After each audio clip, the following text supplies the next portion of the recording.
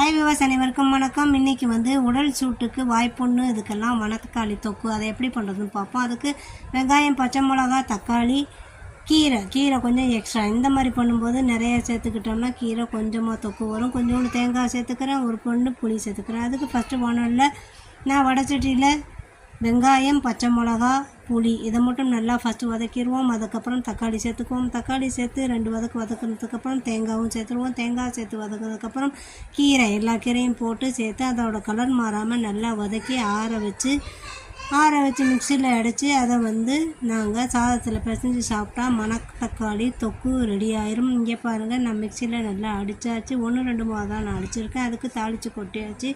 தாளித்து கொட்டி சாதத்தில் பிசைஞ்சு சாப்பிட்டா சுட்ட அப்பளத்தோடு சாப்பிட்டா சூப்பராக இருக்கும். ஃபஸ்ட் டைம் சேனல் பார்க்குறோம், மறக்காமல் லைக் பண்ணி வச்சுக்கோங்க, ஷேர் பண்ணி வச்சுக்கோங்க, சப்ஸ்கிரைப் பண்ணி வச்சுக்கோங்க.